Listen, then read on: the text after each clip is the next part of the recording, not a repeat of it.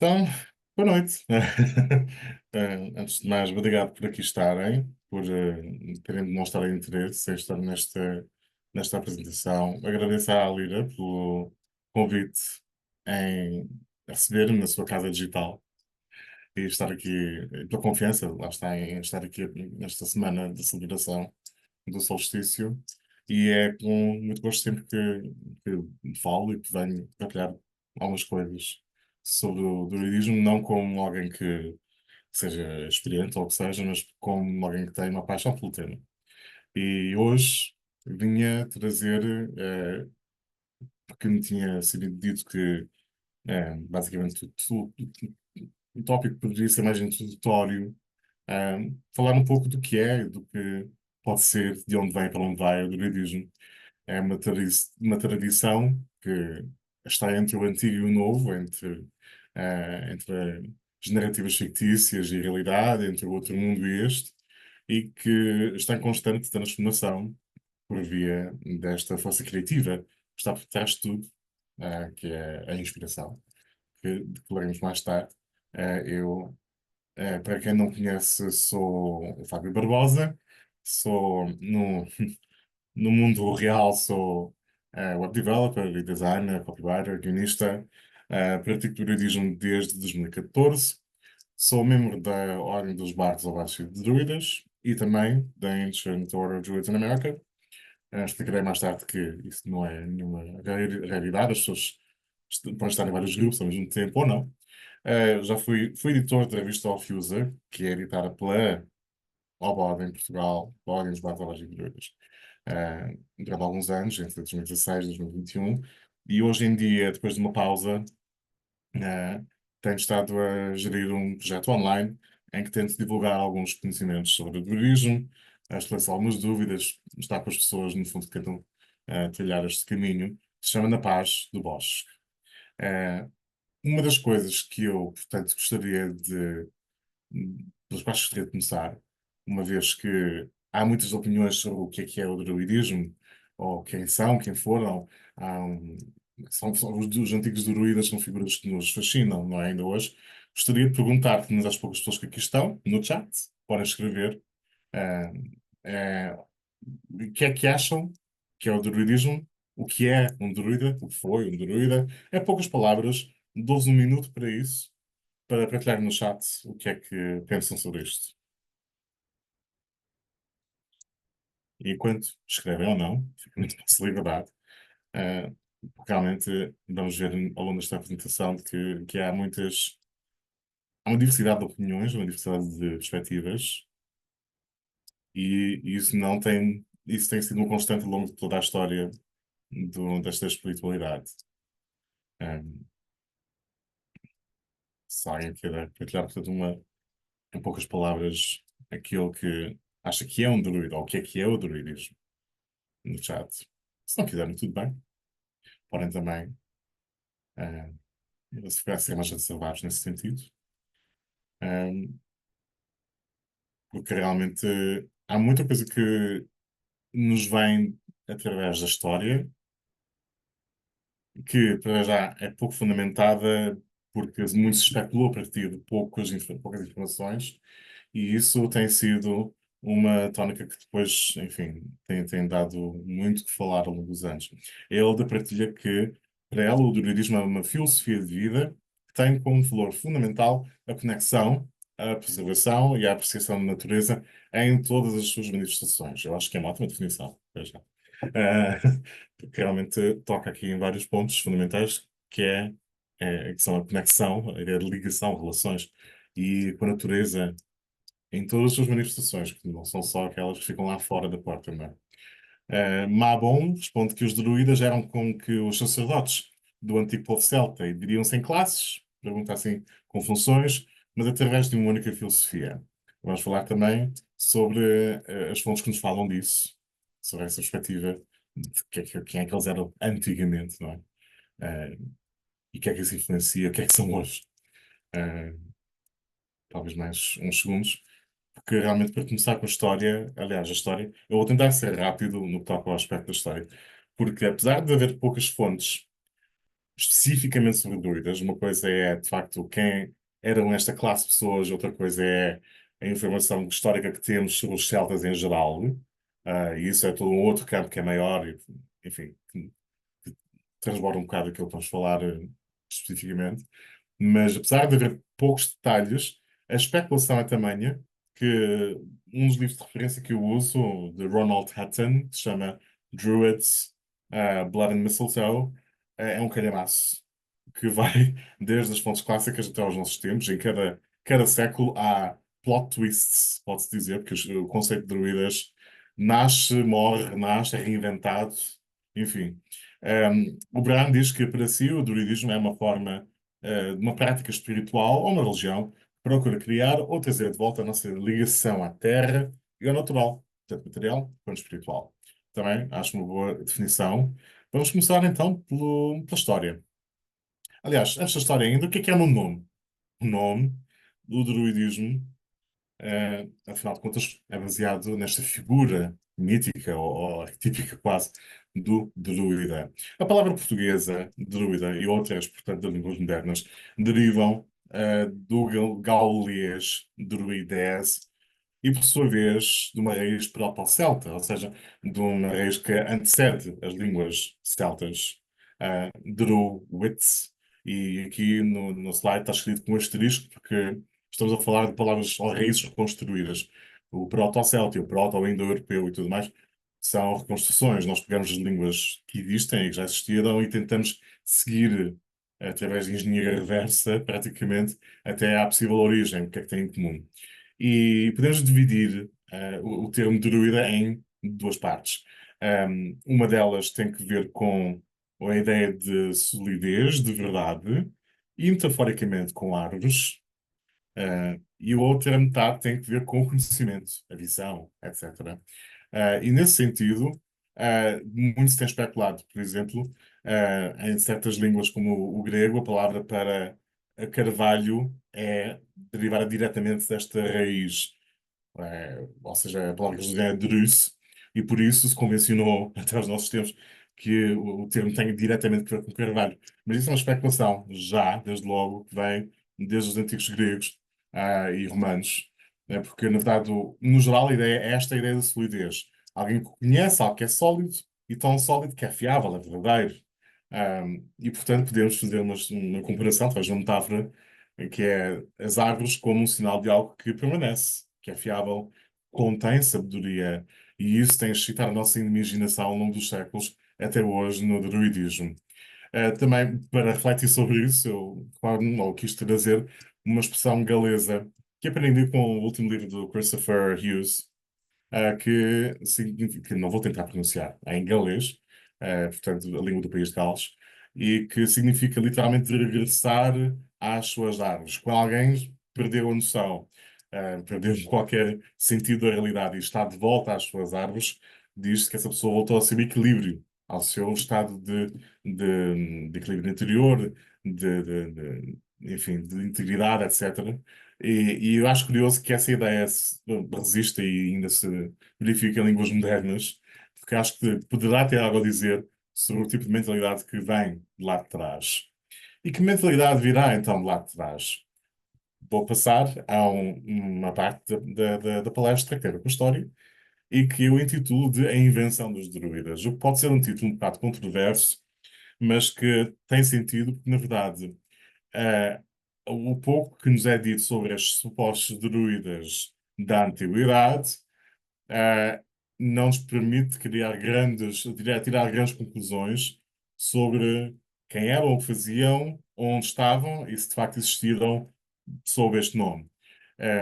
Começamos, inclusive, com uma das fontes mais. Aliás, uma fonte relativamente recente comparada com as outras, que é Diógenes Laércio, do século III, já da nossa era. Ele cita supostas obras de Aristóteles e de Socião de Alexandria, portanto, lá atrás, supostamente 200 anos para aí antes de Cristo, que falariam da existência de uns filósofos, destes homens de religião, homens magos, etc., que entre os gauleses, portanto, na região que abarca hoje em dia França, Bélgica, Holanda, etc., e parte da Alemanha até ao Reno, estas pessoas, portanto, tinham o nome de druidas, supostamente, e tinham algumas semelhanças com outros filósofos de outras localizações. Compara-los, por exemplo, com os gimnosofistas, que eram como os antigos gregos designavam os ascetas indianos daquela época, e diziam que entre estes e os druidas havia em comum certas máximas: honrar os deuses, não fazer o mal, praticar a bravura. O que não diz muito, mas pode ser interessante na medida em que compara e estabelece desde já uma ligação completamente indo-europeia, não é? Desde lá à Península Índica até ao noroeste europeu, pessoas supostamente com funções de liderança a partilhar ideias semelhantes. Isso, diz ele, segundo fontes que estão perdidas. Eh, Depois, o que temos, por exemplo, são pequenos certos aqui e ali de outros autores. Temos Júlio César, no século I antes de Cristo, que relata sobre a conquista da Gália. Ele diz que sim, sim, nós fomos à Gália, ele esteve lá pessoalmente, pelo menos, e que existia, de facto, uma classe respeitada na Gália, a que se dava o nome de druida, que tinha como funções os rituais, os sacrifícios, as decisões sociais, que eles supostamente eram treinados na Grã-Bretanha, portanto, que eles treinavam e aprendiam durante 20 anos, 21, que aprendiam versos de cor, para registrar toda a sabedoria herdada da tribo, etc., que usavam o alfabeto grego para a escrita, mas que não escreviam nunca os ensinamentos espirituais propriamente ditos, que discutiam o cosmos, a natureza dos deuses, que eram politeístas, que acreditavam na transmigração das almas, ou seja, a reencarnação,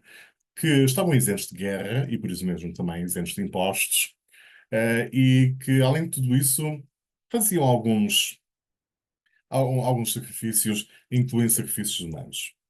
Isto diz-nos Júlio César, o que é curioso porque, para já, apesar de ele supostamente ser credível na medida em que esteve na Gália pessoalmente, o que é curioso é que, por exemplo, ele chegou a ter um amigo, de facto, druida, Diviciacus, que supostamente terá ajudado, portanto, Roma a conquistar o lugar, então, um traidor de classe, digamos assim, mas ele nunca refere esse amigo druida como fonte direta e nem se refere a ele como druida.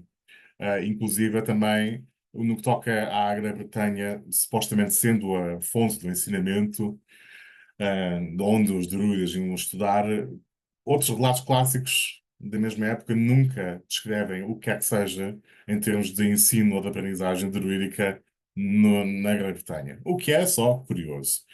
Boa noite, Joana. Olá. Também depois de Júlio César, temos outras fontes, Diodoro Sículo, Estrabão, já no século I depois, aliás, ainda antes deste, que também falavam por alto assim, destas classes respeitadas entre os gauleses, não só os druidas, mas também os bardos, ou seja, poetas, cantores, também os Olwates, ou Vates, aqueles que eram adivinhos, não é?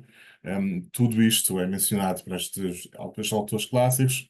Uh, e depois, à medida que o tempo passa, repara-se que estas pessoas, que se referem como druidas, são descritas de maneira que oscila entre a admiração e o preconceito. Ou seja, são civilizados, sim senhor, por isso vale a pena conquistar a Gália, mas, por outro lado, elas também são descritos como pessoas capazes de coisas horríveis. Porque os druidas, eles faziam sacrifícios humanos, eles tinham superstições, eles, segundo Plínio o Velho, tinham este ritual estranho de ir colher o visco ao carvalho com uma foice doirada, sempre num certo dia da lua nova, sexto dia depois da lua nova.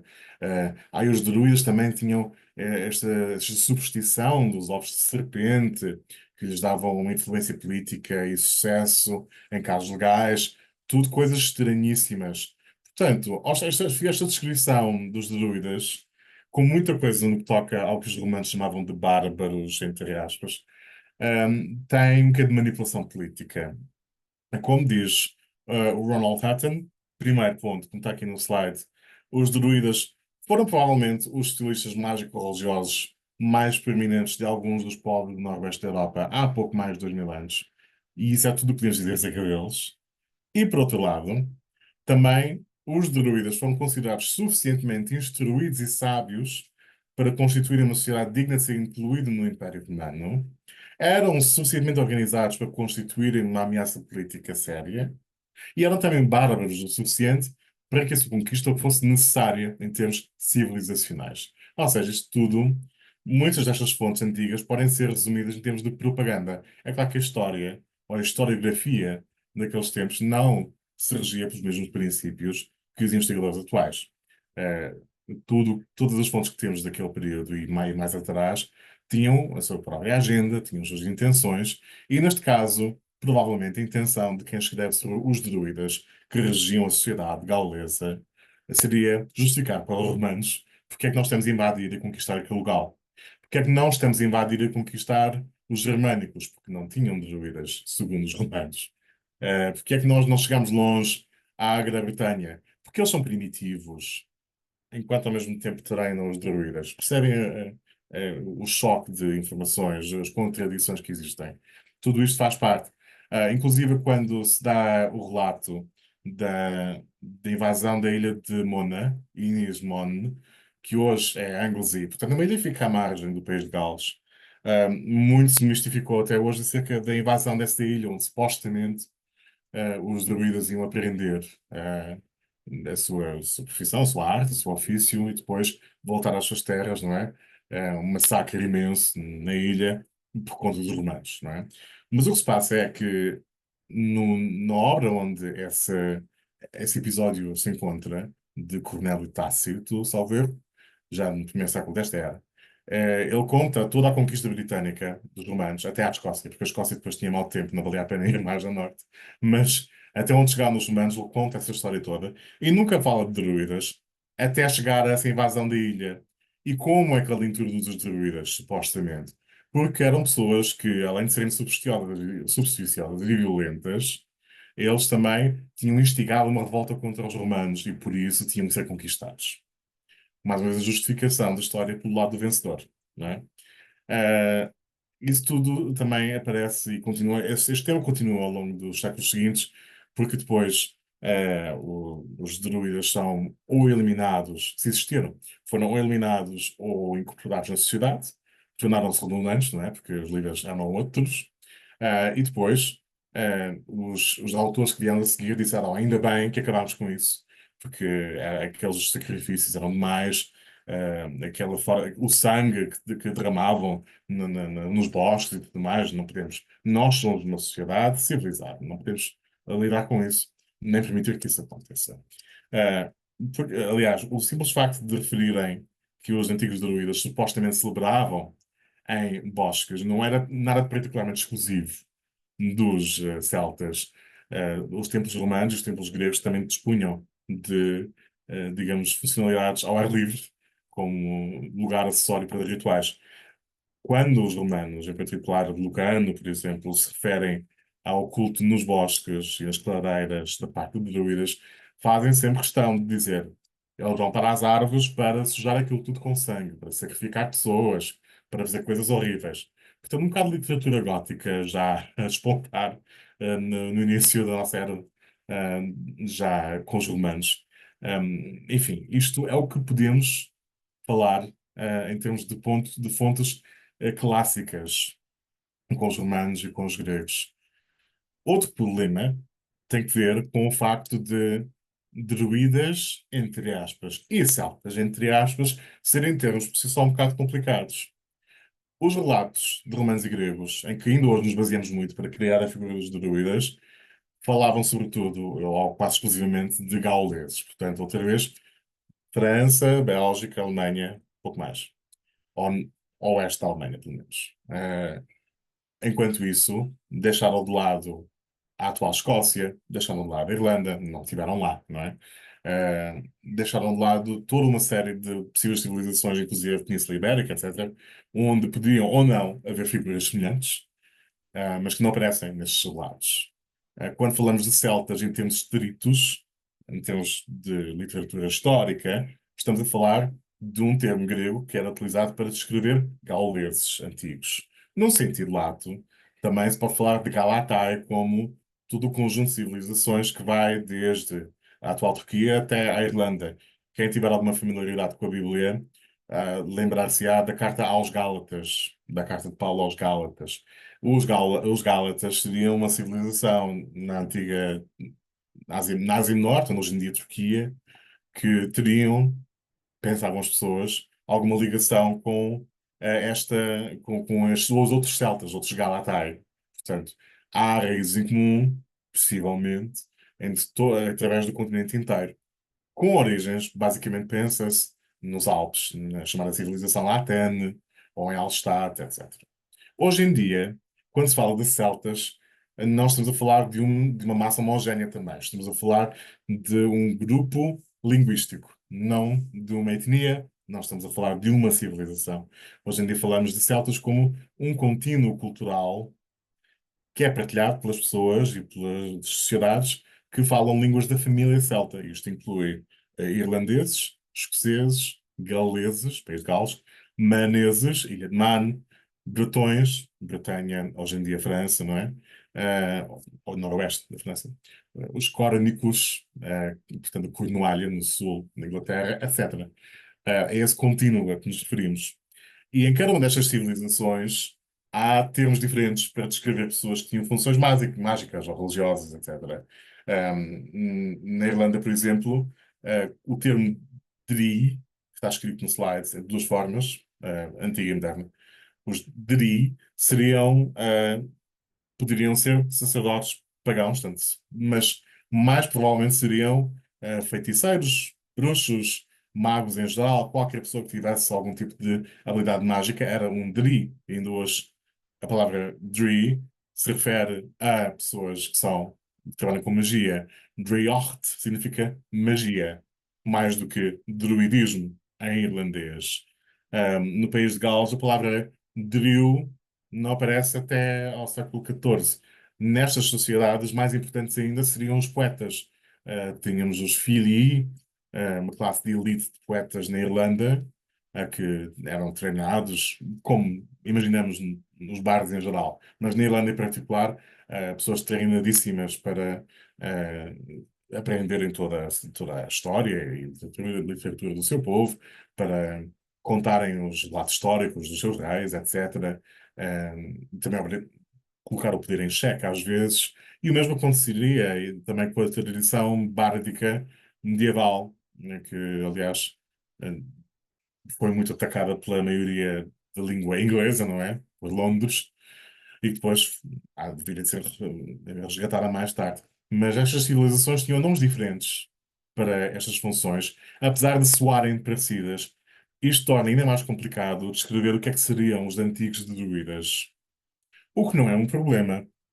Ainda assim, apesar da falta de fontes sobre esta função em particular, temos, obviamente, com o avanço da história, com o avanço da arqueologia, com o avanço da linguística, etc., podemos avaliar os mitos e lendas, o folclore hoje em dia, inclusive, ou as fontes arqueológicas, os vestígios, etc., para saber o que é que os antigos celtas poderiam ter sido, em que é que eles acreditavam, que tipo de mundo teriam, as semelhanças com outras civilizações indo-europeias, eh, que, enfim, podem ter tido mesmo que não haja mitologia sobrevivente em muitos casos, etc.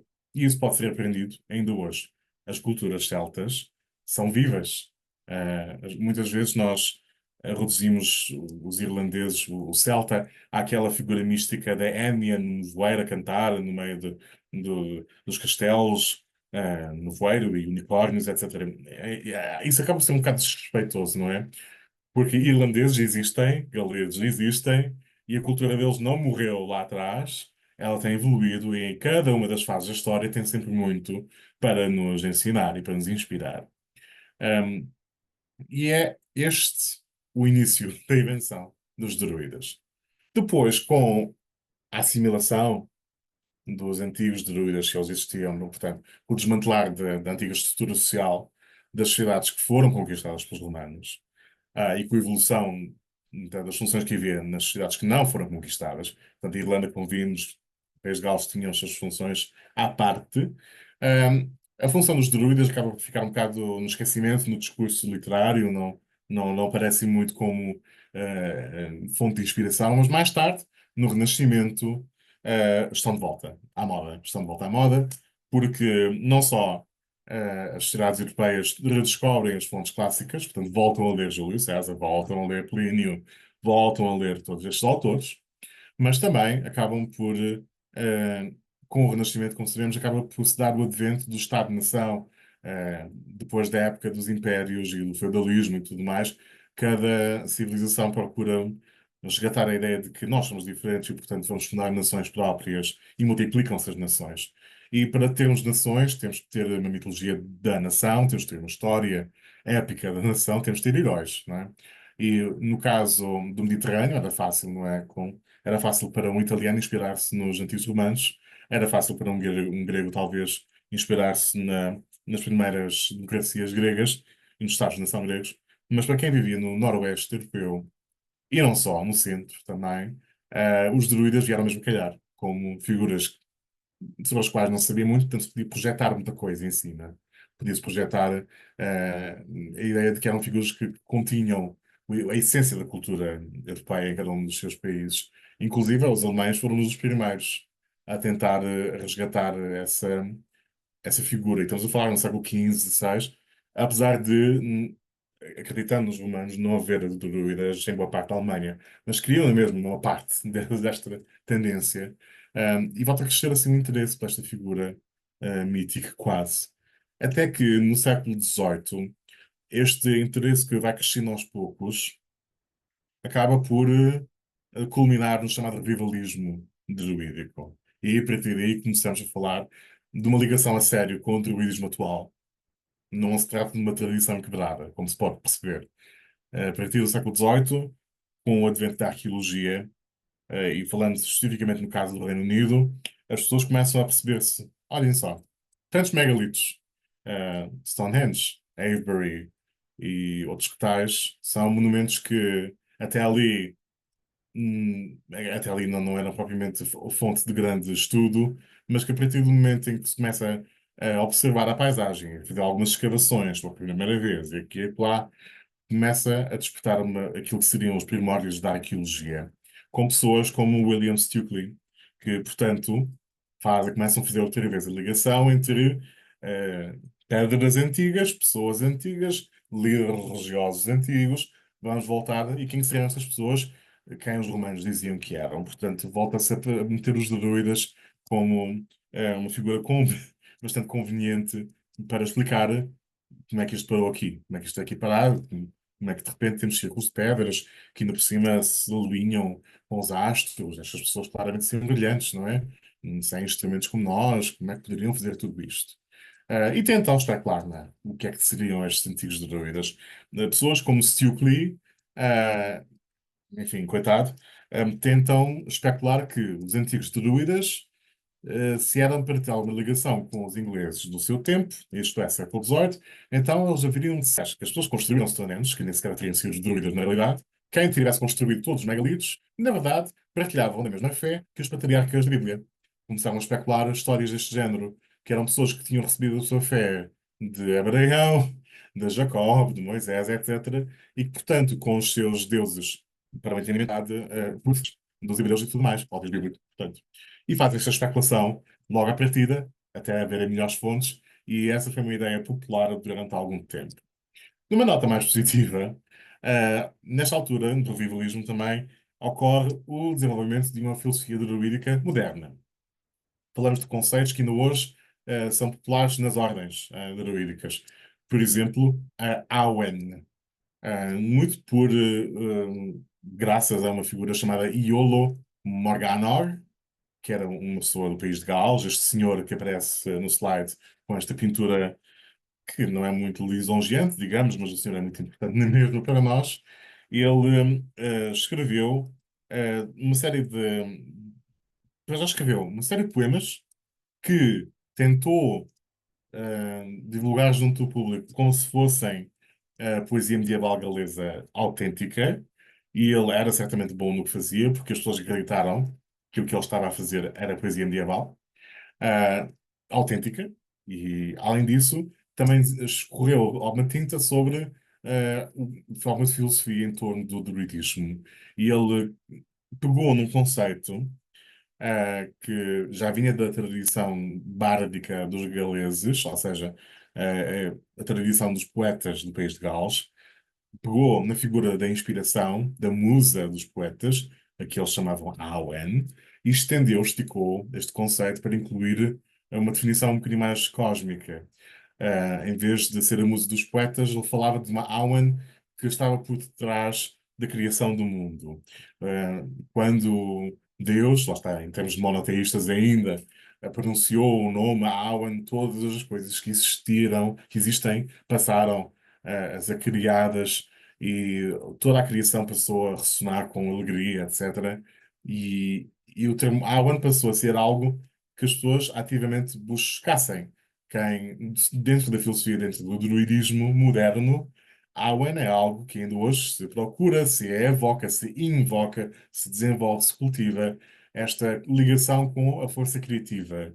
A nossa força criativa, a força que coloca tudo em movimento no mundo, e não estou a falar de Deus, mas dos ciclos constantes que existem, não é? No universo, esta ligação consciente com a criatividade, que ainda hoje é desenvolvida e encorajada dentro do druidismo, aparece pela primeira vez com pessoas como o Morgana.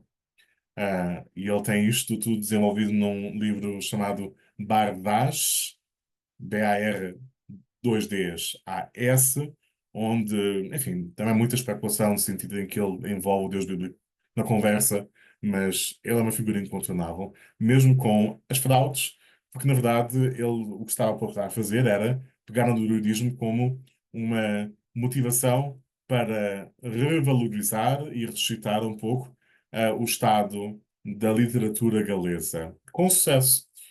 Aliás, como refiro aí na apresentação, há vários tipos de druidismo e um deles é o druidismo cultural ou literário, que não tem nada a ver com uma prática espiritual ou religiosa, mas tem sim que ver com a criação de grupos, irmandades, de escritores, poetas, etc., artistas, em países como Gales, em regiões como a Bretanha, ainda em França, que tentam e celebram anualmente a sua cultura, o estado da arte em termos de poesia, etc.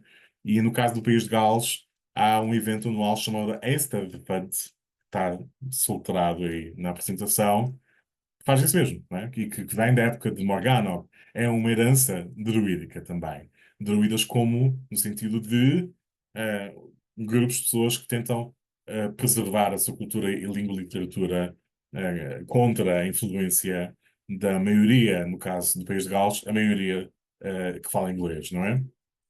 E esse é um dos tipos de druidismo.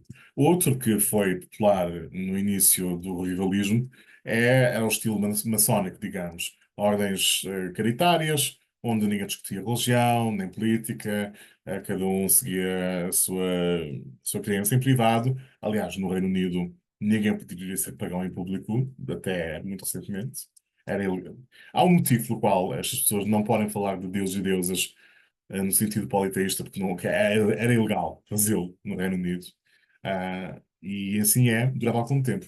Até que, chegando ao, ao, ao século XIX, de Albar, ao século XX, começamos a falar do druidismo como algo espiritual, finalmente, no sentido em que nós entendemos hoje. E temos, finalmente, o druidismo como uma alternativa ao mainstream religioso. Não só algo que seja compatível, mas algo que é ativamente uma alternativa.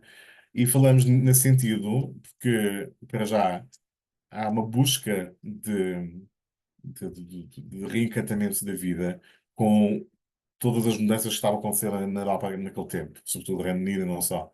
A Revolução Industrial, que estava completamente a explorar e devastar a paisagem e a sociedade também, já naquela altura, as guerras constantes entre católicos e protestantes, dentro e fora de fronteiras. Um, do outro lado, contra a religião, também a influência ainda da, de materialismo que veio da Idade das Luzes, não é? A ideia de que tudo o que é religião é superstição, não vale a pena preocuparmos com isso. Tudo isso criou uma certa sede de sentido. E ainda no século XIX começaram já a notar-se algumas tentativas de pensar o druidismo como algo espiritual, com algumas características em comum entre os vários grupos que se formaram. Para já a ideia de fazer do druidismo uma prática pública e não secreta, no sentido maçónico, não é? Portanto, práticas ao ar livre ou eh, em sítios fechados, mas com convites abertos à comunidade, com uma reverência pela natureza acima de tudo, mais do que a uma definição particular de Deus ou deuses, com o desenvolvimento interior no foco central, porque o mais importante não é aquilo em que a pessoa crê, mas sim como ela age para este período do druidismo, ainda hoje. Portanto, tudo isso são características base que acabam por ajudar a fermentar o druidismo moderno. Há um ponto de viragem no ano de 1909, com o aparecimento do chamado Druid Circle of the Universal Bond, o círculo druídico da Aliança, ou do Laço Universal, como quiserem, que é da responsabilidade de um senhor chamado Edward MacGregor Reed, que era um escocês. Um, Nesta ordem, começam já a praticar certas coisas como ritos públicos, no solstício de verão e nos equinócios, mas curiosamente não no solstício de inverno. Ah, Também se começam a adotar certas influências de outras espiritualidades orientais ou indígenas, etc., que se notam ainda hoje nas vertentes mais ecléticas do movimento. E algo importante é que entre os membros deste grupo estavam nada mais nada menos do que os senhores Gerald Gardner e Ross Nichols.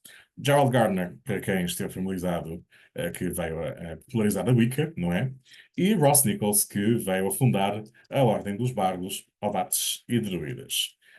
Segundo consta, os dois eram bastante amigos, uh, inclusive praticavam nudismo juntos, e eles terão sido responsáveis em conjunto pelo conceito da Roda do Ano, que aparece, obviamente, na Wicca e noutras correntes do neopaganismo, mas também em muitas correntes dentro do druidismo moderno, não todas.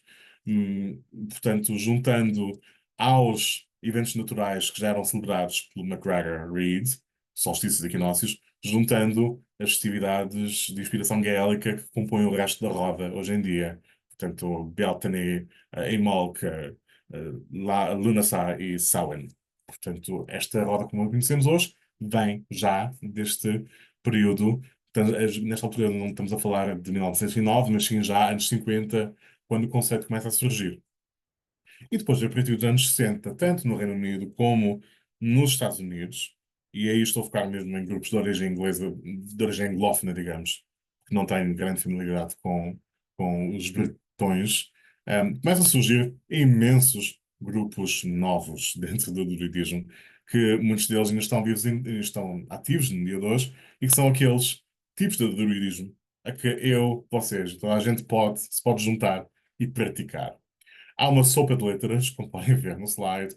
Temos a Ordem dos Bardos, Abates e Druidas, que tem uma ligação mais intensa com o desenvolvimento interior por via da mitologia e da ecomitologia. Temos a Ancient Order of Druids in America, a ODA, que tem um foco mais explícito na ecologia e ecologia profunda. A British Druid Order tem um cariz mais xamânico, à falta de melhor termo, que é um termo problemático. Temos também a Druid Fellowship, ou Anriacht Féin, ADF, que vem a ser um grupo de origem americana, que é explicitamente uma religião pagã, e apenas pagã, portanto, explicitamente politeísta e tudo mais. E temos também grupos próximos de nós, portanto, a Assembleia Druídica da Tradição Lusitana, que obviamente é portuguesa. Também temos a Irmandade Druídica Galaica, na Galiza. No Brasil, os vários grupos, a maior parte deles, está concentrada no Conselho Brasileiro do Druidismo e do Conselhismo Celta, etc. O que importa é que todos estes grupos partilham a mesma tradição, apenas têm estilos distintos, têm focos distintos, mas são complementares. Ahm, Muitos destes grupos hoje em dia, além das influências dos mitos e culturas do contínuo celta, também absorvem influências da filosofia druídica moderna, portanto, a ideia de Awen, a ideia de Nuivre, que em galês significa céu, mas dentro destas ordens também significa força vital, portanto, a energia sutil, etc. Então, ele trabalha com isso. Outras influências da tradição esotérica ocidental, os quatro elementos aristotélicos, o trabalho com círculos, etc. Interseções com a arte, interseções com a psicologia, no caso da Obal particularmente, com o ativismo, a ideia de que vários grupos se juntam aí motivados pelo druidismo vão protestar e fazer, lutar um pouco eh, pelo, pelo, pelo ambiente, pela preservação do ambiente. E, enfim, tudo isto são componentes que são partilhadas. No caso da arte, no OBOD, todos, o primeiro grau é, aliás, na OBOD, o currículo é estruturado em três graus, bardos, obatos e druidas, como o nome indica, e começa-se pelo lado do bardo, precisamente porque para evocar a aula, nada melhor do que trabalhar conscientemente com a criatividade. Portanto, a arte entra em primeiro plano nesse aspecto, não só na OBOD, mas noutras organizações. Cada uma tem o seu foco, cada um tem o seu estilo, e melhor que isto tudo também, além dos grupos que se reúnem presencialmente, o movimento cresceu bastante à conta dos chamados cursos por correspondência. Qualquer pessoa pode registar-se no site do OBOD, ou da ADF, ou da BDO, etc., e passar a estudar à distância. E depois encontrar pessoas que também estão no druidismo, perto de si, no mesmo grupo ou não, mas partilham alguma coisa em comum, não é? E podem formar novos grupos, algo que não poderiam fazer se não houvesse esta democratização do movimento. Eu vou responder às questões do Mabon e outras no final, da apresentação. Pessoalmente não tenho experiências pessoais com a Assembleia Lusitana, dizem ainda está. Sei que são pessoas sérias no que fazem, parecem, organizam encontros de paganismo hoje em dia anuais que são abertos a toda a comunidade, não só ao druidismo, e isso acho sempre louvável. Sei que na maior parte, não é na maior parte, em boa parte dos grupos, como acontece infelizmente muitas vezes nas comunidades neopagãs e não só, portanto, tudo que sejam espiritualidades novas, há dor de crescimento, não é? As pessoas estão a começar a tentar formar grupos fora do que são os modelos das igrejas cristãs, não é? E no processo tem que se pensar o que é uma liderança, o que é que deve ser uma liderança, o que é uma questão de regras, hierarquias, eh, regras, etc. E, portanto, há de vez em quando fricções, inclusive na linhagem do Druid Circle of Universal Bond, até chegar ao bode. Cada passagem de líder naquele grupo foi uma cisão, que ninguém se entendia sobre quem deveria ser o próximo, até chegar ao bode, que até hoje, felizmente, tem sido bastante pacífica. Mas eu ouço sempre falar de problemas noutras tradições, de vez em quando, em que há, sei lá, alianças de vários grupos de diversos países, e depois um grupo não se entende com o outro, e há um escândalo qualquer. Não é problemático, acontece, respirem fundo. Não quer dizer que a organização em si seja má, apenas tenham bom senso e vão vendo o que é que se passa por detrás da barulheira quando acontecer estranhar alguma coisa. Acontece, porque estamos a construir movimentos novos, não é? E é preciso ter um bocadinho de resistência a isso. Às resistência no sentido a perceber que há de acontecer problemas e estamos aqui para resolvê-los, né? Não há problema nenhum nisso. Um, Entretanto, nos anos 80, surgiu aos poucos, e sobretudo já no virar do milénio, começou a sentir-se mais a influência do reconstrucionismo. O reconstrucionismo, celta, neste caso, mas no geral dentro do paganismo, refere-se a uma corrente que pretende basear as suas práticas da forma mais autêntica possível naquilo que a história, a arqueologia, etc., nos contam sobre as religiões ou as práticas espirituais pré-cristãs. No caso do reconstrucionismo celta, ou dos reconstrucionismos celtas, porque há vários, não é? Tentar basear as práticas ao máximo daquilo que sabemos sobre como os antigos irlandeses e gaélicos praticavam, ou se a pessoa for pegar de foco gaulês, como os antigos gauleses praticavam, etc. Não de forma estática, ou seja, não podemos copiar tudo, não temos bases suficientes para isso, e o tempo passou, e os reconstrucionistas sabem disso. O foco é simplesmente tentar imaginar o que seria uma versão moderna destas práticas pagãs antigas. E existem vertentes reconstrucionistas dentro dos druidismos modernos, e há outras que estão fora, na medida que há pessoas de variante reconstrucionista que acham que não é correto usar o nome druida para aquilo que estamos a fazer, porque nós não somos sacerdotes. Enfim, cada um tem a sua opinião, acho que é válido, cada prioridade espiritual é completamente válida. Como vimos até aqui, a própria ideia de que o druida era um sacerdote exclusivo dentro de uma sociedade hierárquica é uma fantasia que nos chega dos romanos e gregos. Portanto, é complicado, mas cada um tem a sua vertente. E essa vertente traz com imensas coisas boas dentro do druidismo. Para já, o rigor, valor da verdade, não é? Porque há coisas absurdas que se têm partilhado e espalhado ao longo dos anos no que toca ao que os celtas acreditam ou acreditavam. eh, Sei lá, no outro dia, ou de vez em quando, e não acontece encontrar no Instagram, pessoas que partilham posts sobre esta palavra irlandesa que significa uma coisa qualquer muito bonita, mas que depois vamos ver ao dicionário e não tem nada a ver com isso. Há muita fantasia ou romantização no que toca aos celtas antigos e novos. Sobretudo que as pessoas se esquecem que eles existem. Eles não morreram, não pararam de ter. As civilizações de línguas celtas existem. Portanto, a falta de rigor em relação ao que as coisas, as palavras significam, inventar histórias, dizer que os druidas vinham da Atlântida, não sei do quê, eh, é toda uma série de confusões entre ficção e realidade. Ah, Será pegar na história das brumas de Avalon e inspirar o turismo nisso é complicado, não é? Então, a influência positiva do construcionismo é precisamente levar a sério aquilo que praticamos, não é? E, portanto, há estas influências que se começam a refletir cada vez mais dentro do turismo moderno, e acho eu de forma positiva. Agora, quem pode ser druida hoje é uma pergunta para 1 milhão. Porque cada pessoa vai ter uma resposta diferente. Como já vimos, há quem ache que só quem é sacerdote pode usar o termo, outros não se importam. Eu pessoalmente não me importo de todo com o que cada um acha que se deve chamar. Eu acho que, para já, importante, toda a gente pode ser druida se estiver, ou melhor, praticar druidismo se tiver interesse. Não é, importa dizer, não é um caminho fechado a etnias, nem origens, nem géneros. Toda a gente pode participar.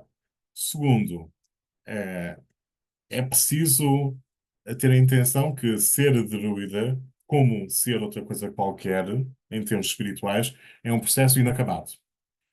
Começo hoje a praticar o druidismo. Não vou acabar nunca. Não vou chegar nunca a um ponto em que digo, já sei tudo o que há para saber, já desenvolvi tudo o que tinha a desenvolver e acabou. Não, isso não acontece.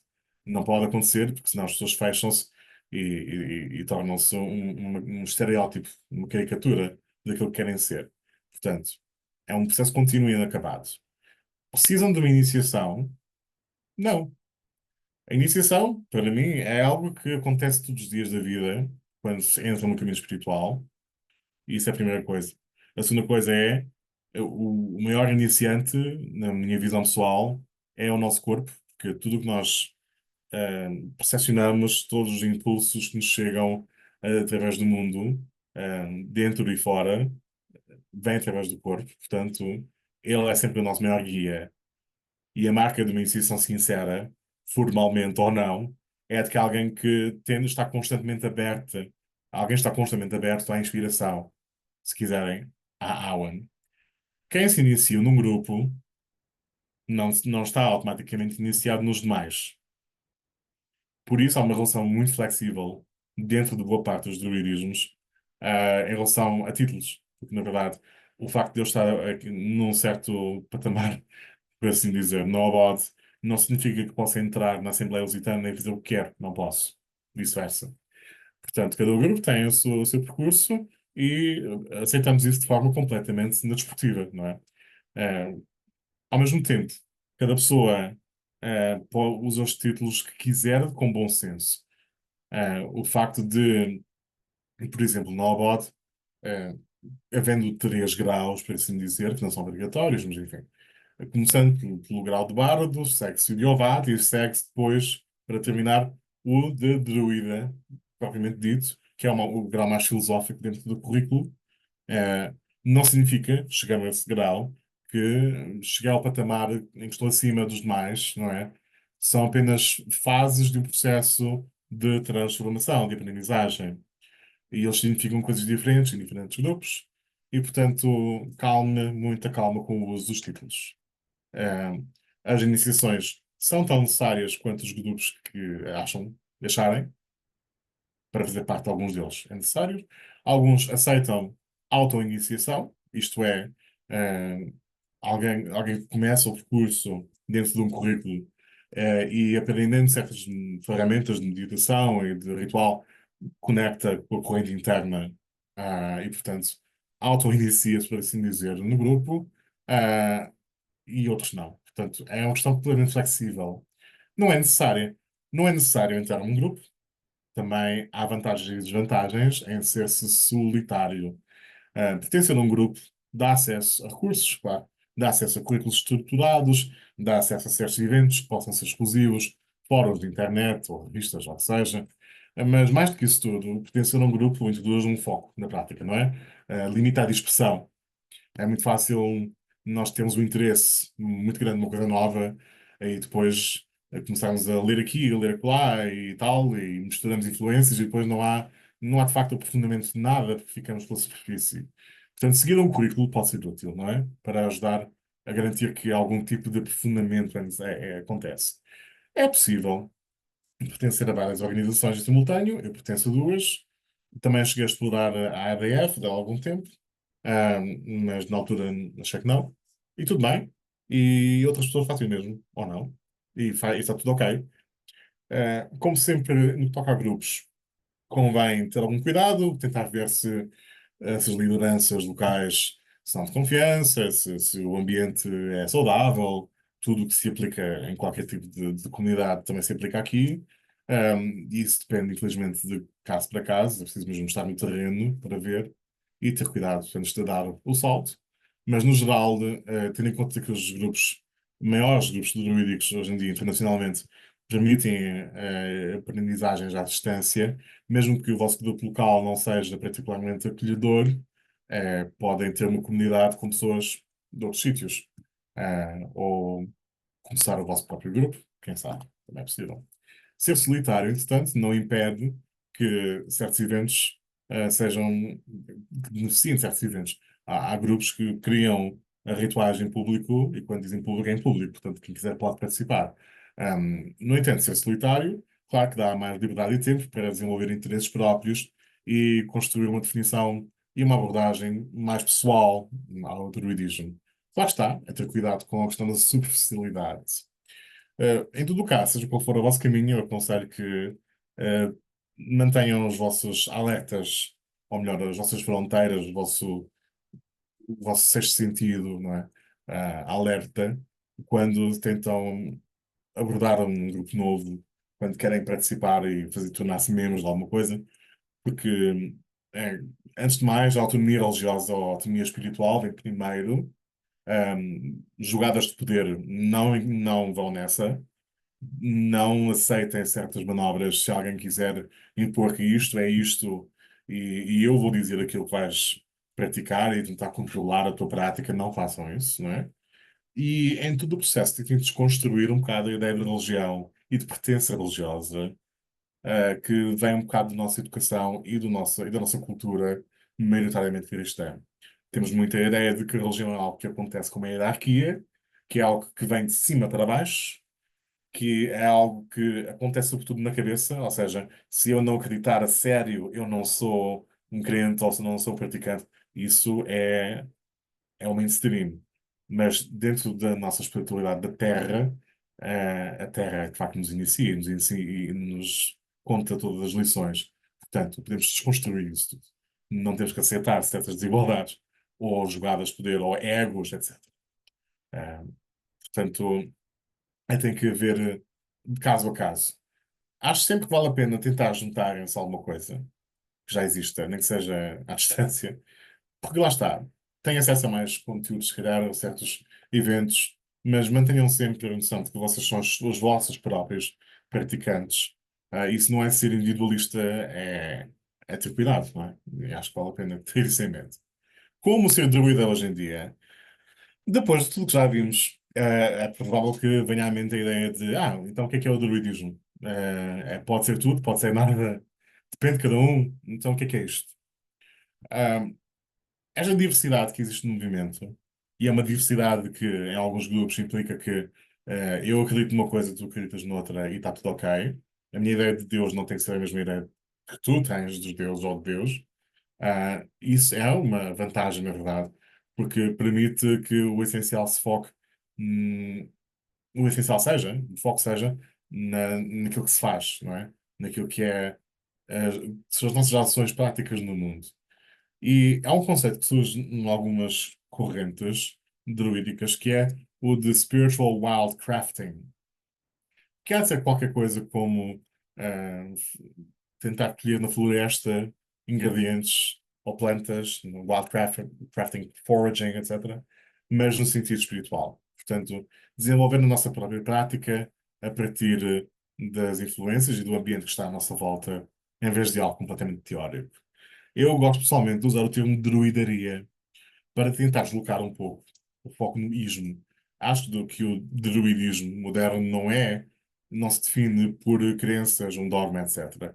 Acho que se define por coisas que nós fazemos, por uma arte, por um ofício, por uma prática, por um exercício diário.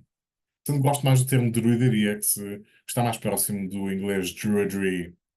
Tenho noção que no Brasil há quem use o termo druidaria para designar eh, aquilo que os ingleses chamam de Druidcraft, que é uma mistura entre Wicca e Druidismo. Portanto, rima com bruxaria. Portanto, não confundam se estiverem a consultar fontes brasileiras, pode ser esse o sentido. Mas gosto de usar druidaria, porque o foco disto não é um ismo.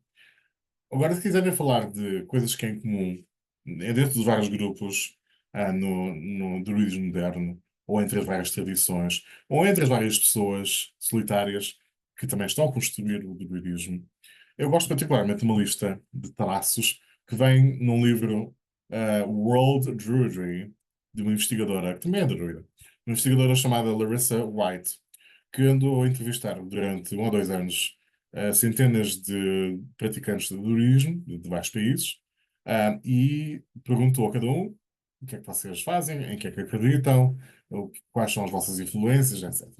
E ela criou um livro que está à venda em papel, mas também na Amazon. Infelizmente é a Amazon, mas enfim, está lá, que é uma autoedição chamado World Druidry, onde ela explica os resultados da pesquisa. E ela identifica 4 traços de uma chamada cultura druídica. Isto é, mais do que um conjunto de crenças ou um credo ou o que seja, o druidismo é uma cultura e, portanto, tem alguns traços em comum. Eu parafraseei-os, a descrição de cada um deles, nestes 4 que aqui estão: o cultivo das relações com a natureza, o cultivo das relações com o divino, com os antepassados e com os outros espíritos, o cultivo do saber e da sabedoria, o cuidado do íntimo e do outro, e tudo isso se condensa na ideia de relações justas. Vamos ver. Até que pode ser que isto dê algumas ideias sobre por onde começar, ou até por onde continuar essa prática que já estiverem envolvidos. O cultivo das relações com a natureza vai além da veneração superficial, romantizada. Bonito, flores. A natureza tem de tudo, não é? Há uma polaridade nos vários ciclos e parte do processo de uma espiritualidade da Terra passa por aceitar todos esses lados dos ciclos da vida, mas também passa por uma familiarização com os detalhes do ambiente onde se vive. É muito bem, muito bonito que a Irlanda é fantástica, eu gosto de ir à Escócia. Apetece-me fazer umas férias, não sei aonde, e visitar os lugares todos, Stonehenge, enfim. Isso é uma coisa válida. Outra coisa é o que é que acontece no resto dos dias. No resto dos dias, vocês vivem onde estão. E estão no ambiente em que estão. Portanto, conhecerem o lugar onde vivem, a natureza, os ciclos, de onde vem a água, para onde vai, que animais chegam e vão pelas estações, que plantas crescem, eh, como é que isto muda mês a mês. Isto também é parte do cultivo das relações com a natureza onde vocês estão. E com isso vêm relações recíprocas com esses seres. Seres não humanos, pessoas não humanas.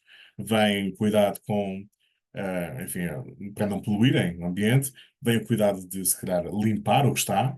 Se vão a algum lugar e virem que há poluição, darem o vosso contributo para que haja menos lixo do que havia antes, esforços de ativismo, esforços de ecologia que vão além da jardinagem dentro de casa, enfim, herbalismo, reflorestação, restauração de ecossistemas, mudança de hábitos de consumo, tudo isso faz parte. E tendo em conta que há ciclos que começam e se limitam ao vosso bairro, à vossa cidade, e há ciclos maiores, como o da mudança climática, da crise climática, que infelizmente tem culpados também bastante maiores, e se calhar o ativismo também se pode focar um bocadinho nisso, não é? Cada passo é útil e alguns passos têm reverberações tanto maiores conforme a dimensão do problema. E também, que lá está, uma coisa que é característica de qualquer movimento ou tradição, digamos, baseada na Terra, é a celebração dos ciclos, não é? Para alguns, a roda do ano, como para outros, outras festividades mais próximas daquilo que realmente testemunham à sua volta, não é? O calendário não tem que ser dividido em 8 partes iguais para toda a gente. É, celebrar os ciclos é ver como eles se refletem, não é? Dentro de nós.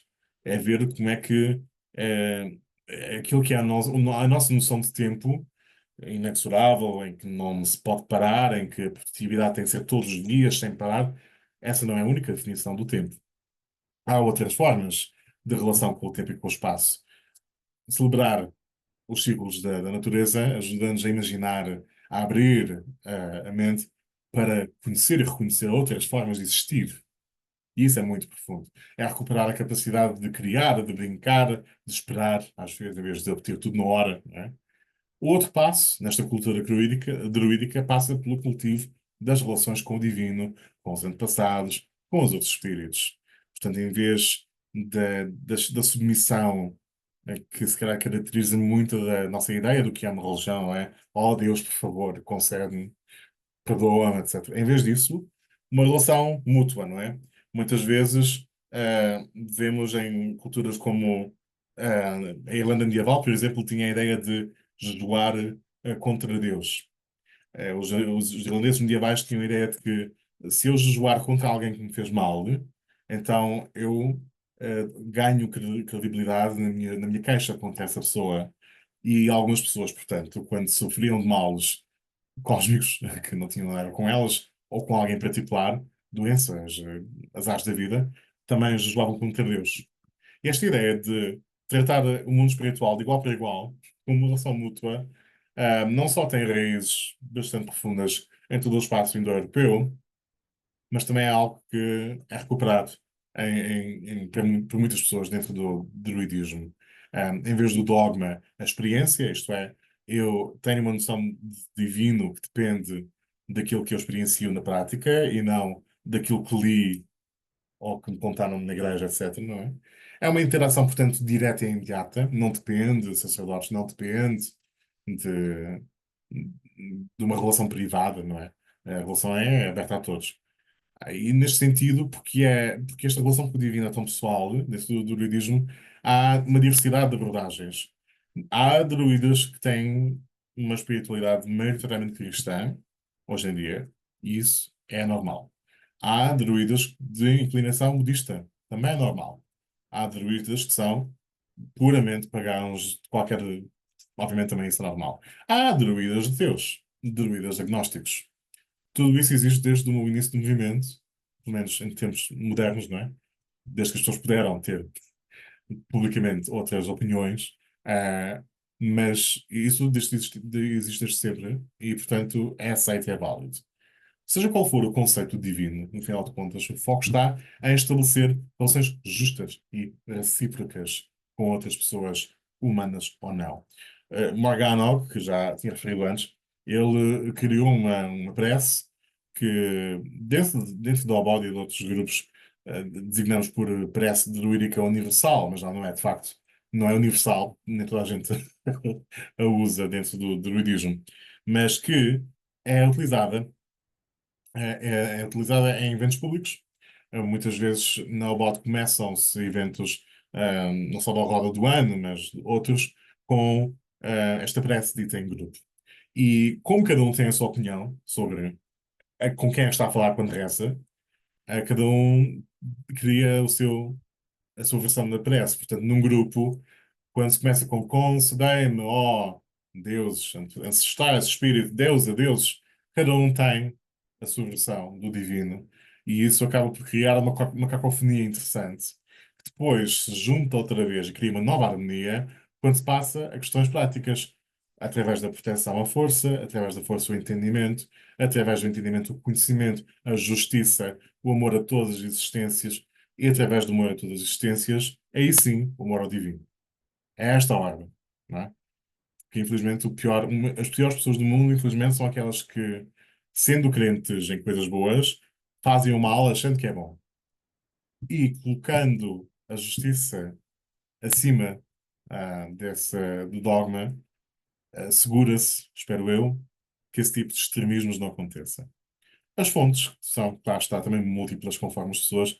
Há quem, obviamente que a mitologia das antigas culturas celtas é, obviamente, muito importante, mas também observar a natureza e retirar lições daí, a gnose pessoal, através da experiência que cada um tem com a sua prática, a meditação, a oração, o ritual. Há quem reza, há quem não.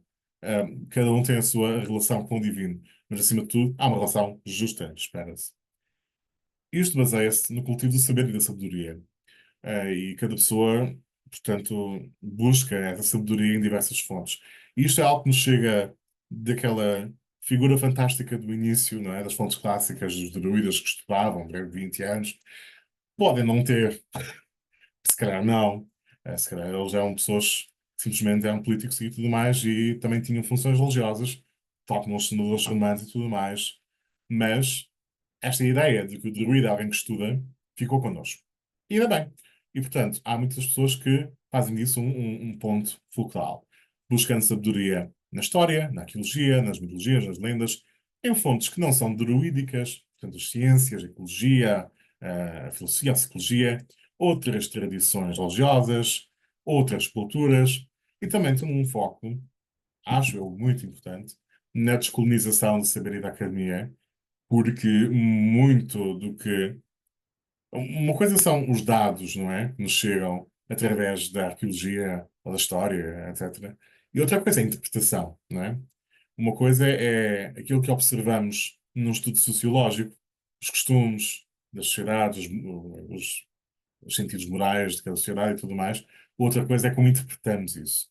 E, infelizmente, dentro e fora da religião há um foco demasiado eurocêntrico e demasiado branco, no fundo, que prejudica a aprendizagem e a aprendizagem no sentido académico, e não só, mais profundo também, com outras culturas e com outros saberes, na medida em que nós medimos tudo segundo a nossa experiência moderna, cristã, imperialista, etc. Portanto, desaprender isso é muito útil neste processo. Desaprender este modo de vida, este ponto de vista imperialista, também é muito importante para lidarmos com a natureza, porque quem não consegue ser completamente solidário com o mundo à sua volta, aqui e agora, e quem tenta invadir este mundo, este corpo, quem tenta fugir para outro sítio, para o céu, quem sabe, para outras realidades, não pode estar completamente fidelizado e solidário ou solidarizado com os nossos problemas e lutas aqui deste mundo, como filhos da Terra, não é?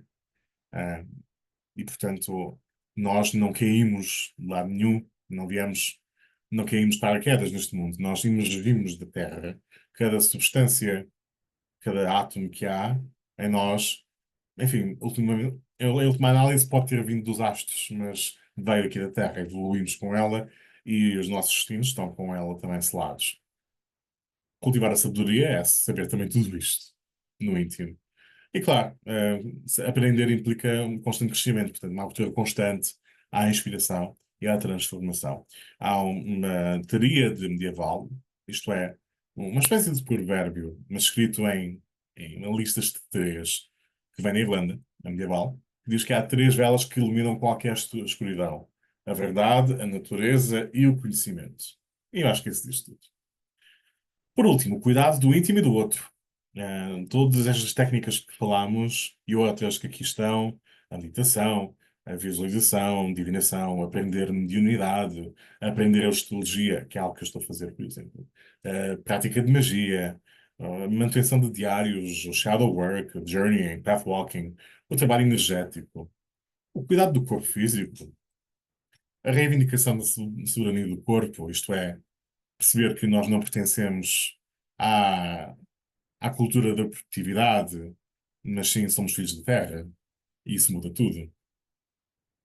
E que há questões de consentimento também na nossa forma de lidar com os outros, que importa ter em mente, deixar de ver o mundo como fonte de recursos inesgotáveis, que não são inesgotáveis. Deixar de ver o mundo e as pessoas como recursos e ver tudo como uma teia que nós pertencemos e que nós não estamos no centro, mas estamos interligados, dependentes de tudo o resto. Este cuidado do íntimo e do outro, esta tensão entre eu e o outro, na verdade, é a manutenção da paz, que inspira o nome do meu projeto, na verdade, mas e é isto que inspira também uma relação mais justa com todos os círculos da existência. Não nos enganemos, o primeiro círculo sou eu mesmo, não é? Uma relação mais justa comigo tem ecos, tem repercussões, faz ondas na minha relação com a natureza, na minha relação com a sociedade, na minha relação com o cosmos, enfim. E isso também é outro fato que mantemos em mente. No Alba, por exemplo, temos esta, parece aqui, que aparece no slide, que é no mais íntimo que eu encontro a paz, depois na tranquilidade do bosque que eu partilho a paz, e depois no mundo inteiro que eu irradio essa paz. Mas essa relação justa, que aprende com a natureza, começa por dentro, não é? E isso tudo são elementos de uma cultura druídica. E tudo junto, enfim, se me perguntarem a mim o que é o druidismo, então digo eu agora. O druidismo é a via para a sabedoria selvagem. É, para muitas pessoas, o druidismo não é uma questão de conversão. Eu não passei hoje a acreditar no druidismo e antes, não. Para muitas pessoas, quando aprendem sobre isto, elas dão por si a sentir: olha, eu, se calhar, eu sempre pensei isto. Eu sempre acreditei isto. Eu sempre fiz estas coisas. Eu sempre falei com as árvores, ou então eu sempre gostei de ir, sei lá, cuidar do rio, ir lá a certas às montanhas, falar com os animais, ou falar com o vento. Eu sempre gostei de mitologias. Sempre houve alguma coisa que estava lá dentro, guardada no corpo, e que o druidismo permite tornar mais consciente. E isso não é uma conversão, é um regresso a casa. É um sentimento de pertença a uma paisagem, uma narrativa, outro do planeta. E é também um resgate de uma sabedoria que está íntima, que vem de dentro. Ela não apareceu, não foi um anjo que a comunicou a alguém privado que escreveu um livro. Ela acontece a todos, não é? Ou a todas as pessoas. E é também uma procura de encontrar uma casa no mundo. Tendo em conta esta separação que muitas vezes sentimos da comunidade, da natureza, até do mundo espiritual, ou até de nós mesmos, o druidismo é uma experiência de voltar a encontrar uma ligação connosco, com os outros, porque não viemos deste mundo, dele, somos feitos, e também desconstruímos assim esta ideia que já tinha falado, não é? Que é a narrativa em que o homem está no centro e que tudo que está à volta está para nos servir. Isto essa é a ideia do mundo como recurso é que nos isola. E recuperar o nosso lugar na ordem ecológica é também recuperar o nosso lugar no mundo espiritual. Acho que os dois estão completamente interligados. E esse é um insight dentro do druidismo. Eh, Depois é um espaço seguro, não é? Para explorar, aprofundar e validar a nossa espiritualidade pessoal sem intermediários, como disse. Pessoalmente, eu cheguei ao druidismo com uma teologia completamente diferente daquela que tenho hoje. Eu tenho um historial pessoal de trauma religioso duplo, porque a minha família tem inspirada por duas correntes fundamentalistas dentro do cristianismo, e passei por ambas.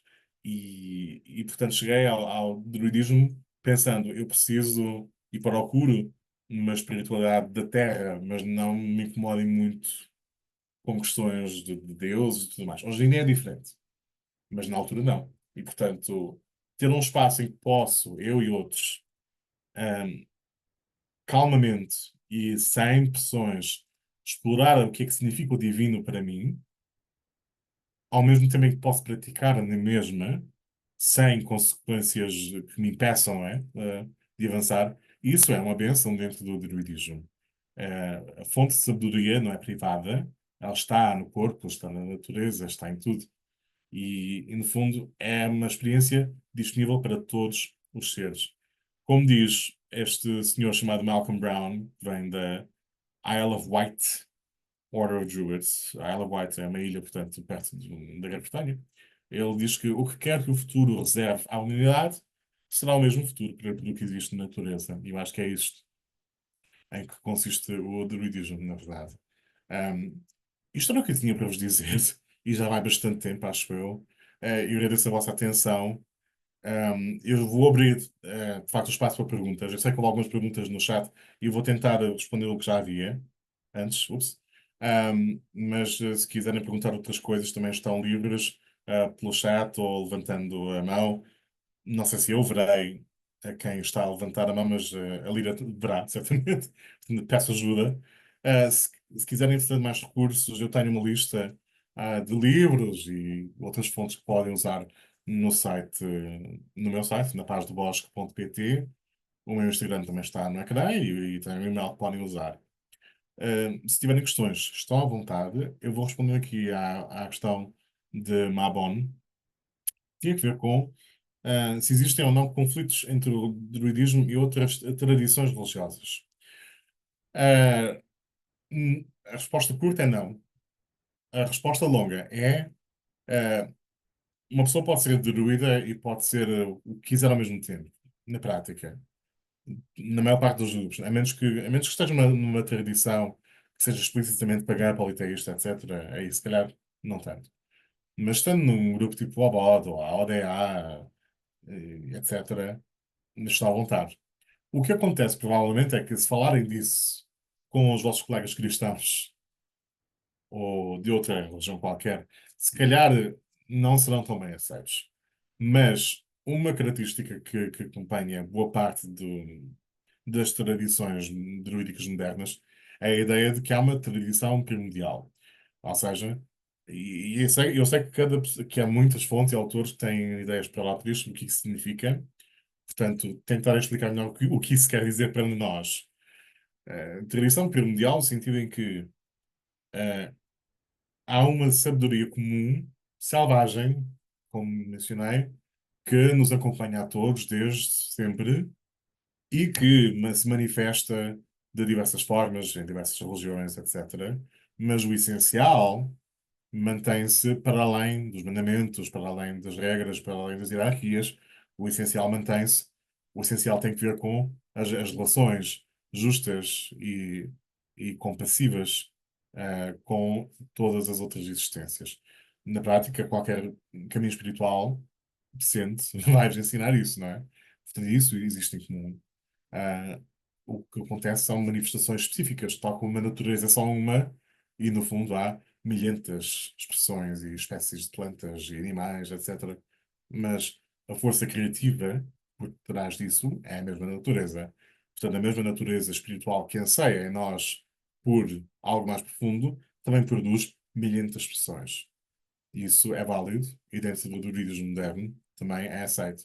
Pode-se. Há pessoas que consideram o druidismo como uma filosofia de vida, mais do que uma religião propriamente dita.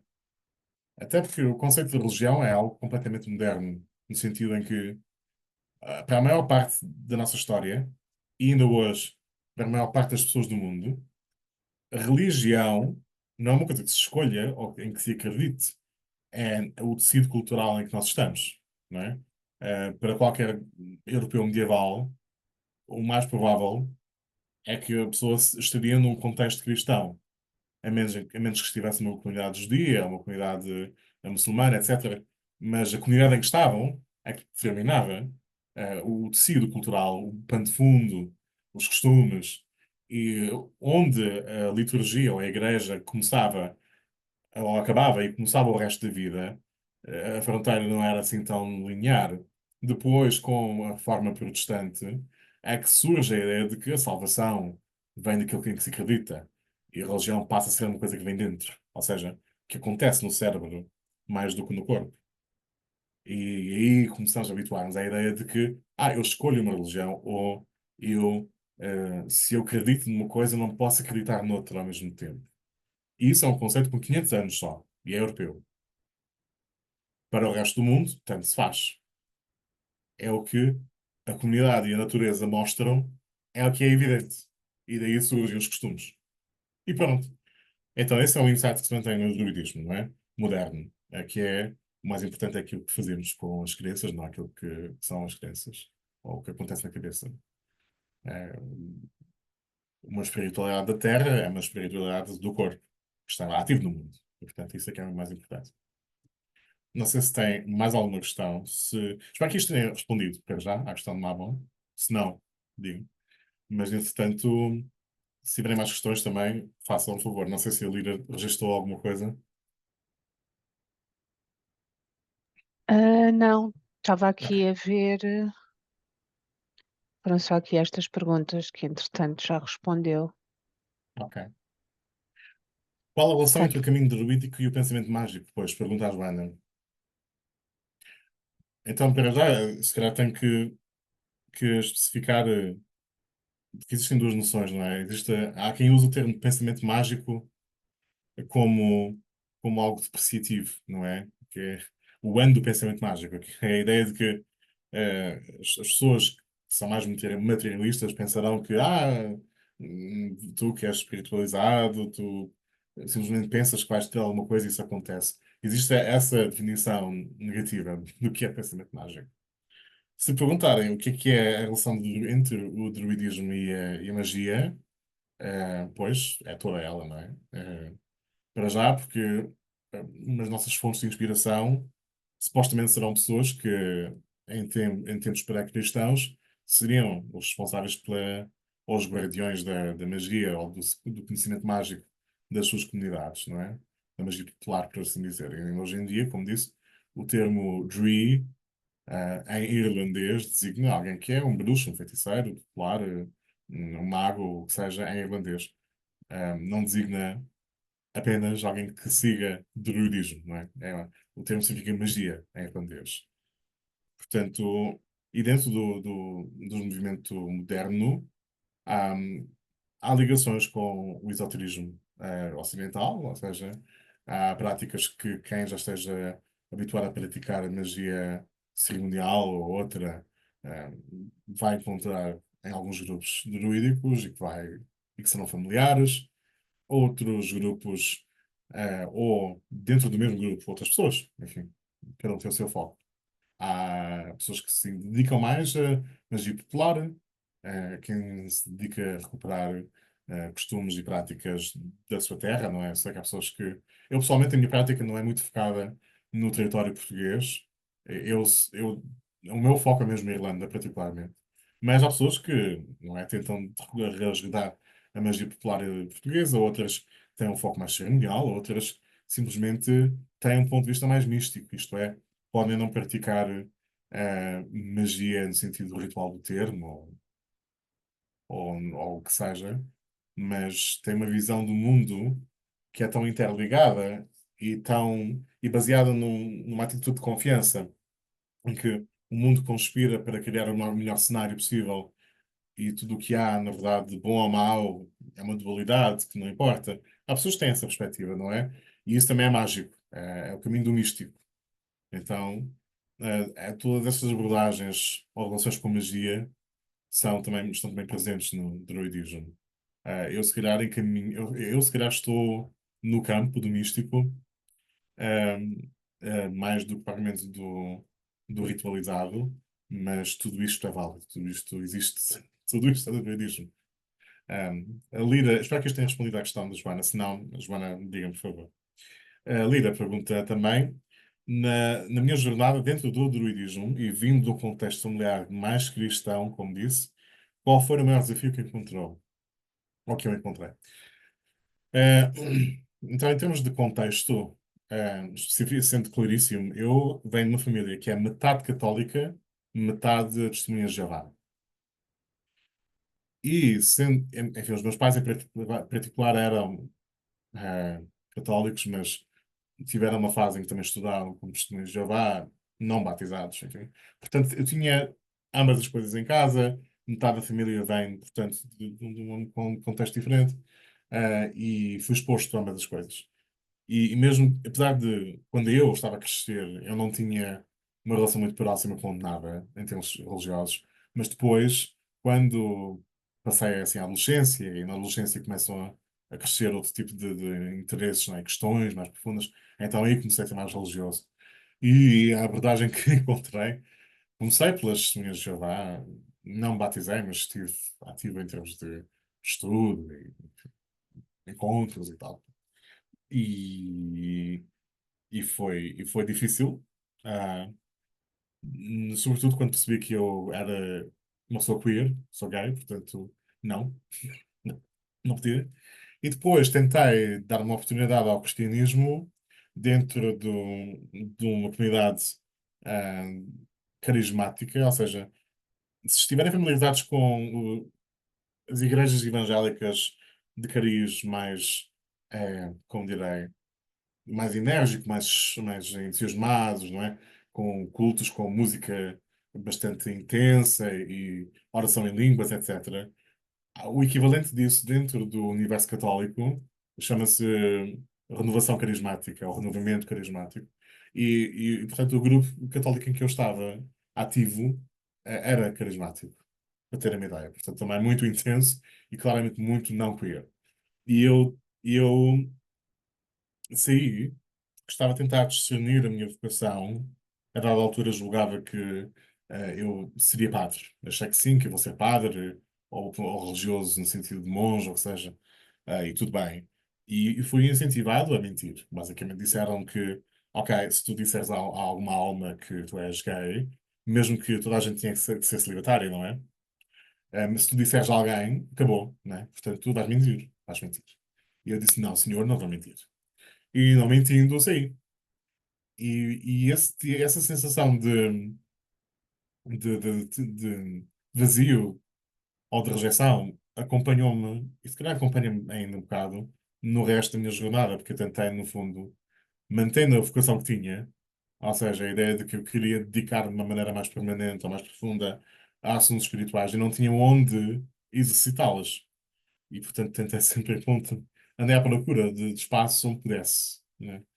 E até hoje isso criou em mim, ou deixou em mim, uma certa falta de confiança na minha capacidade de entrega, ou uma resistência à entrega em termos espirituais.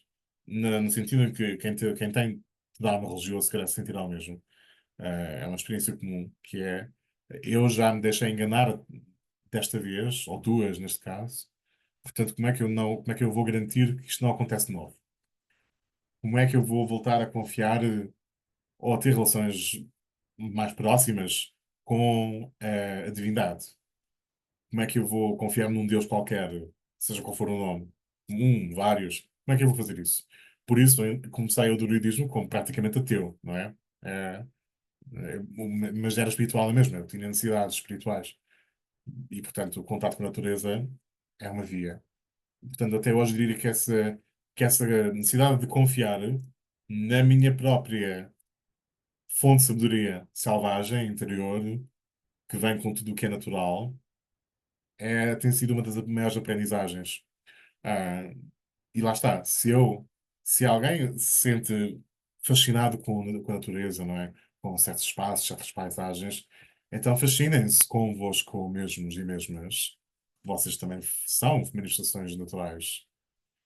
A mesma criatividade, a mesma Awen que formou as montanhas, as florestas, os grandes mares, os pássaros, etc., também vos forma a vós e vos mantém vivos.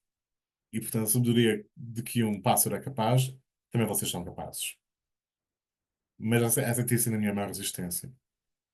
A Joana explica melhor a sua questão, dizendo que ela estava a perguntar sobre, falando de traumas e de um receio, uma resistência, que tem trabalhado na relação com o trabalho da magia, do ritual, do poder, de que esse trabalho se transforma numa relação de poder com algo, até com a natureza ou em dogma, sendo que sinto o caminho druídico precisamente como algo não hierárquico.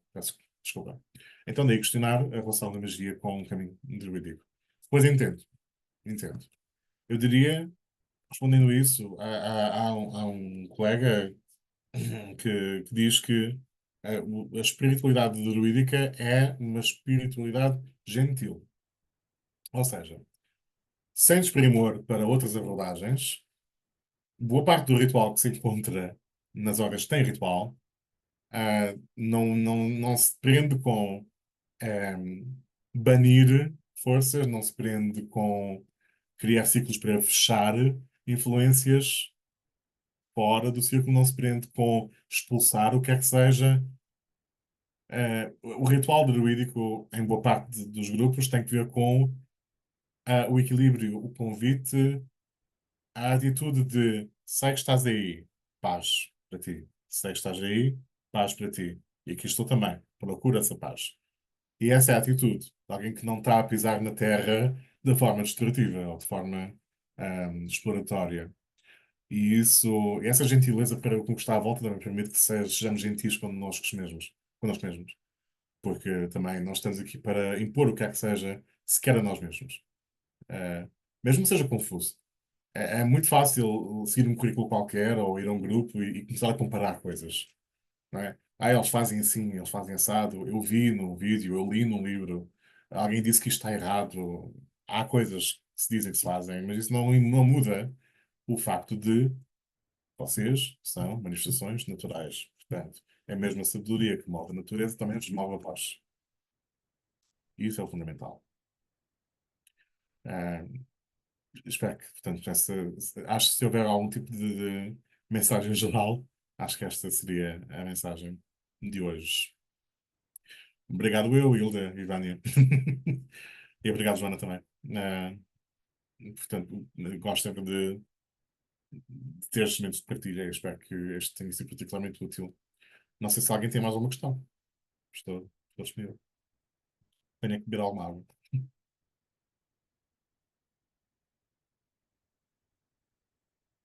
Faça a favor, Joana.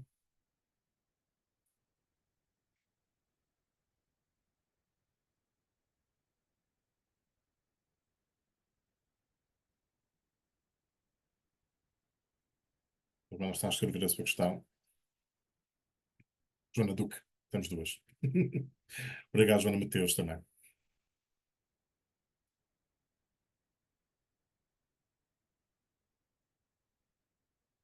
Uhum.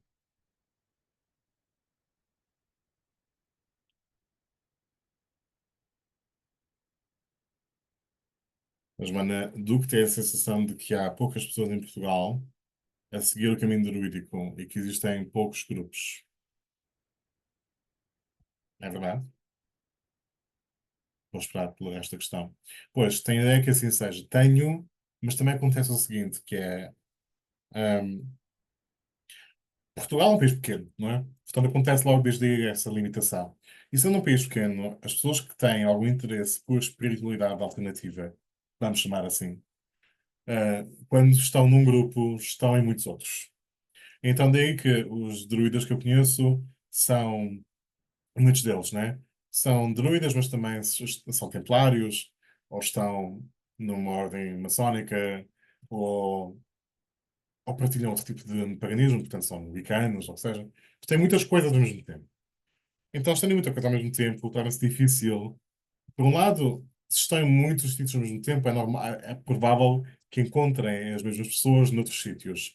Logo, dissipa-se a tensão de nós temos que nos encontrar de propósito, não é?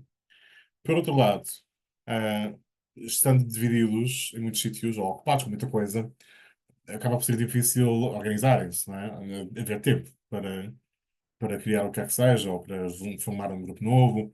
A necessidade é, no fundo, pouco urgente para muitas pessoas. Existe, sei eu, pelo menos em Sintra, ah, com alguma regularidade. Eu não estou de momento em Portugal, portanto, não sei se estão de momento ativos. Mas havia um grupo em que estava ligado à Casa do Fauno, que é, de resto, a sede da OBOD em Portugal, por assim dizer. A correspondência para a OBOD em Portugal vai para lá. Portanto, havia um grupo semente, ou seja, um grupo aberto a toda a gente, na- dentro da tradição da OBOD, chamado Nemeteus, que estava a ser gerido pelo Alexandre Gabriel, portanto, da Casa do Fauno e da Doutora Zéfiro, etc. Portanto, consegue-se reunir algumas vezes, eu cheguei a participar algumas vezes, de encontros, nos pontos da roda do ano. Além disso, há outros grupos que se encontram, mas são privados, isto é, são amigos que têm, alguém tem uma quinta e, portanto, vamos nos encontrarmos lá e só eles entre si é que sabem no círculo quando é que acontece e quando é que vai ser e quando é que foi. O que é complicado quando está fora, não é? Depois também temos a Assembleia, Assembleia Druídica da Tradição Lusitana, que tem sido bastante públicos no que toca a eventos, mas também tem um espaço, não é?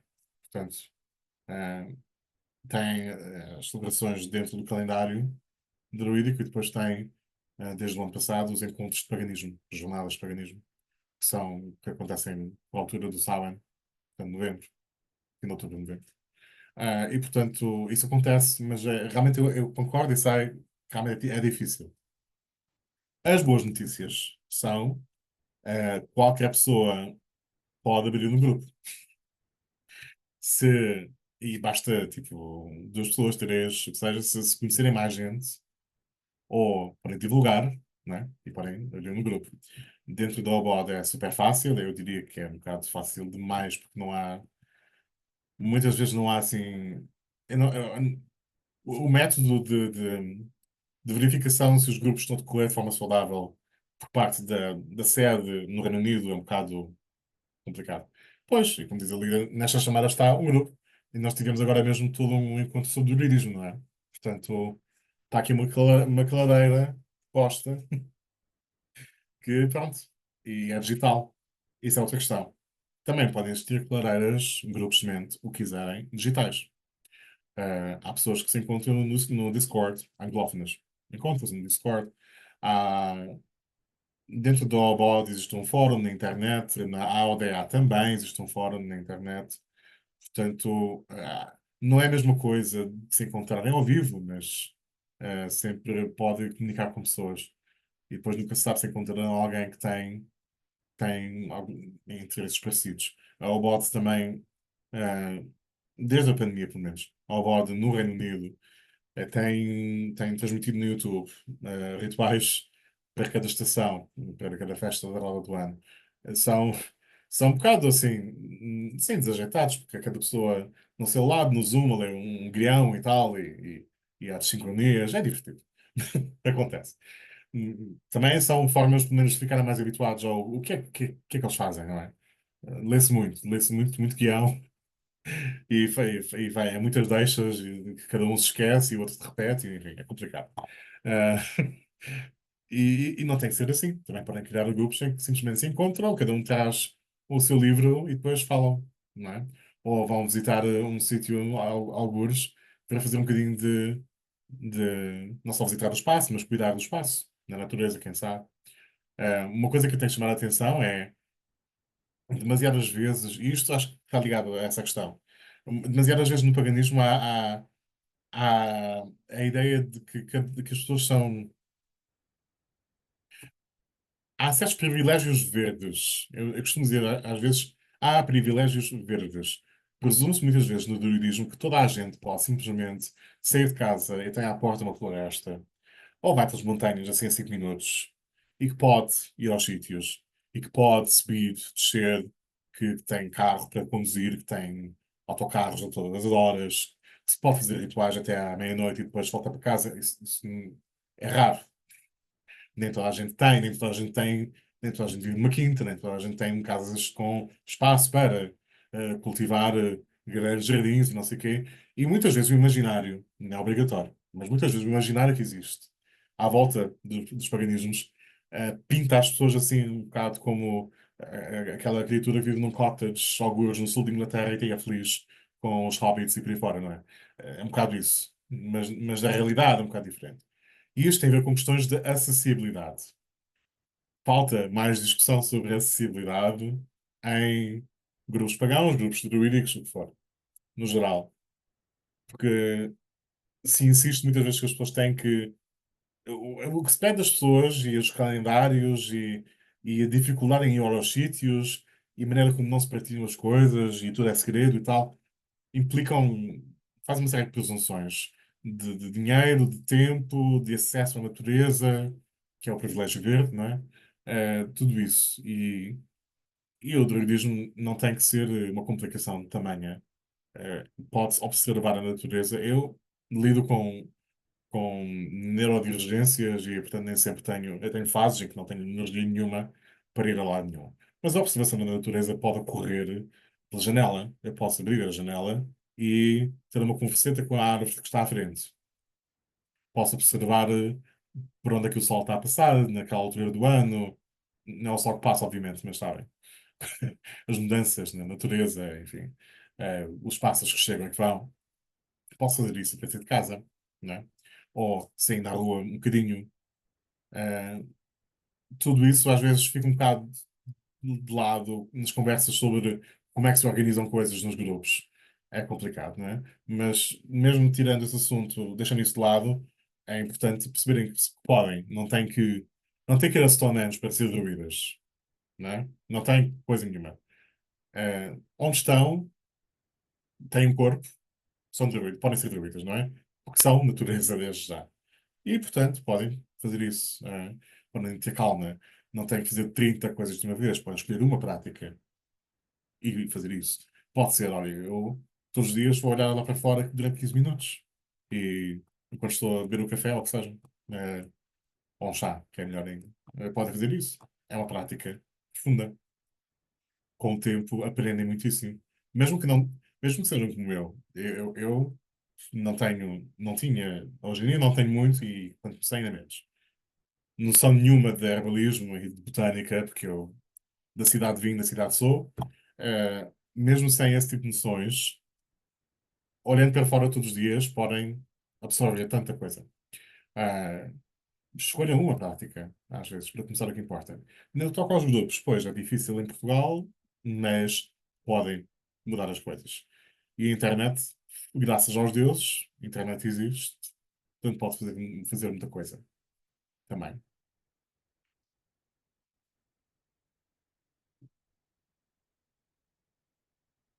Obrigado, meu João.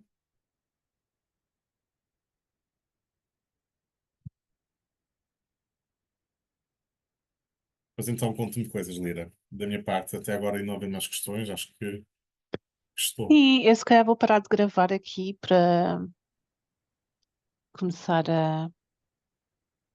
Ai, já ia fazer as neiras, eu ia fazer Ou end não? meeting for all. Não, não faça Não. isso.